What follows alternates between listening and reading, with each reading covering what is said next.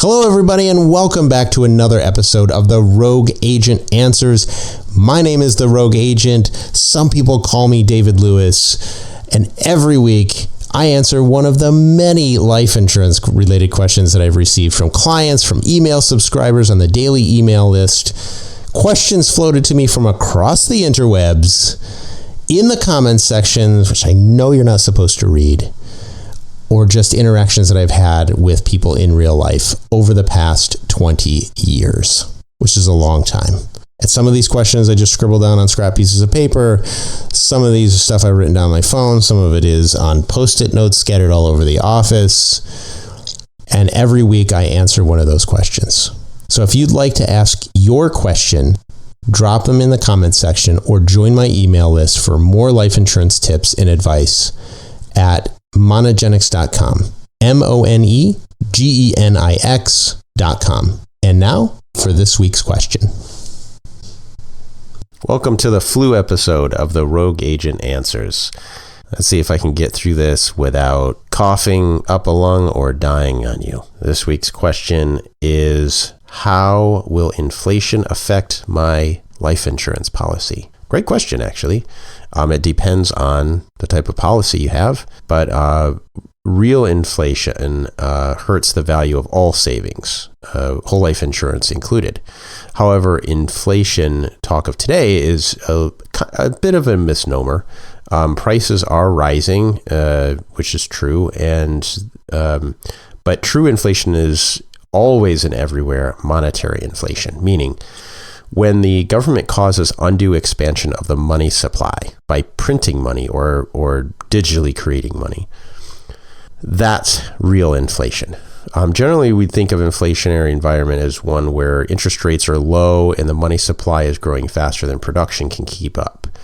That's not really what's happening. Well, it is, but more so what has been happening, especially over the last 4 years, is that rising prices, especially if you go back to, like, let's say 2020, it was really bad. From 2020 on, when you get to like 2021, 2022 and so on. But the rising prices were caused by, government command and control tactics of shutting everybody down during the you-know-what.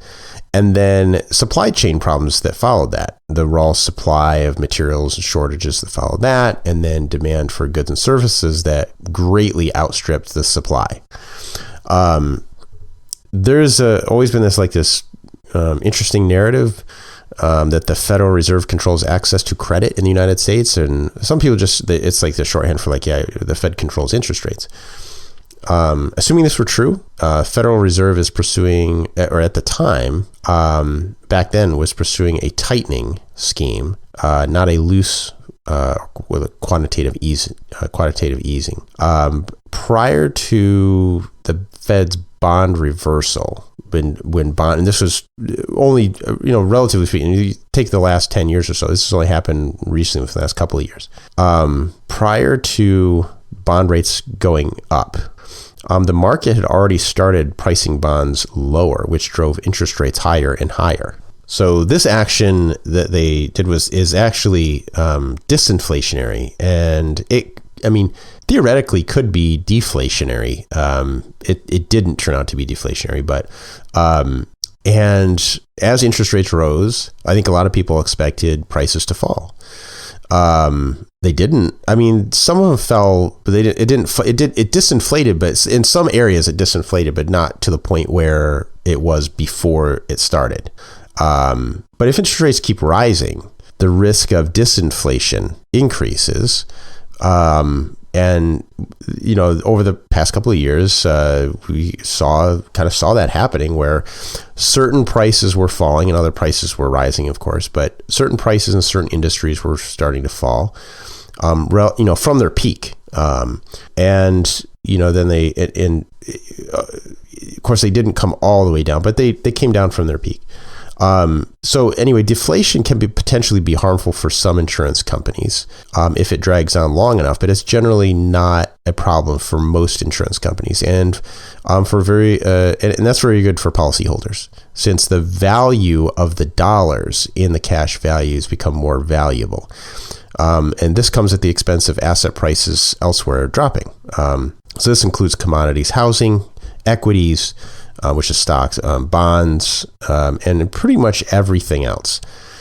So basically everything craters except for a few assets that are guaranteed against loss, or where the principal amount is insured. So naturally, this is good news for life insurance policyholders. Also, as bond interest rates rise, the dividend rates on whole life insurance rise. So that's two benefits: an increase in cash value of the policy, and also an increase in the value of the cash in the policy. But inflation, back to inflation, as inflation goes up, and this is something insurance companies have addressed before, and they used to be more vocal about it, especially in the, I guess the old days, I guess you'd call it. There was a time in the 1930s, 40s, 50s, insurance companies would speak out. There were several that would speak out. One in particular that was very vocal about it over the years was Guardian Life Insurance Company. They would talk about how inflation harmed their policyholders, made their cash values less valuable, and the government shouldn't be doing this. And, the government's job should not be to print excess money and to try to, and because that would lower the value of everybody's savings. This was going to be bad for everybody. So insurance companies were very keen to this, and they knew this. And one of the, so with that being said, that one of the things that is kind of an offsetting benefit, it doesn't totally negate it, but it offsets it a bit, is the dividend payment. The dividend payment on a whole life policy is not what's called non-guaranteed. So it's not a fixed payment. And because it's not a fixed payment, the base whole life policy is a fixed payment. It has a guaranteed interest rate. But the dividend portion is not a fixed payment. It's non-guaranteed, meaning you're not going to get the same payment every year. And some people look at that like, hey, that means I could get nothing.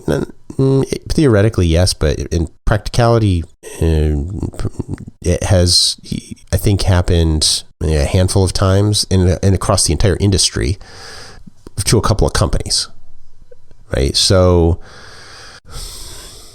I would say like 99% of the companies, or 99.9% of the companies in existence or have always paid a dividend if they were set up that way. So the dividend payment is designed so that dividend, it's not necessarily designed to do this, but the way it works out is because when bond rates go up, the dividend tends to go up too, because a good part of the dividend is tied to bond rates. So, and these days it's bonds and other things too. So insurance companies try to hedge things in every conceivable way, so that there's stability in that dividend and their policyholders can get something even when things aren't really looking good elsewhere. So as inflation rises, you expect your dividend payments to start to climb up, and they don't do it immediately, but they start to ratchet up. And so you get this benefit of rising dividend payments and therefore rising cash values. And that changes your future value of your cash value and the future dividend. Even if dividend rates go back down again, your future dividends will always then be higher than it will always be higher than they were originally projected, because as the dividend rates go up, it creates a permanently higher base from which the dividends are paid. Anyway, so long and short of it is, yes, inflation does hurt whole life insurance, but there are compensatory mechanisms built into the product for that. And it's not a perfect solution, but it is not just going to be completely destroyed by inflation. And we know this from some of the mutuals who published sample policies that were issued, decades and decades ago. And inflation's been running, all this time. And they show what the cash values of these policies are. And it's still a tidy sum of money. It's still a lot of money. And, of course, it's not as much as it would be had inflation just stopped, right, when the policy was issued and no more inflation occurred after that point.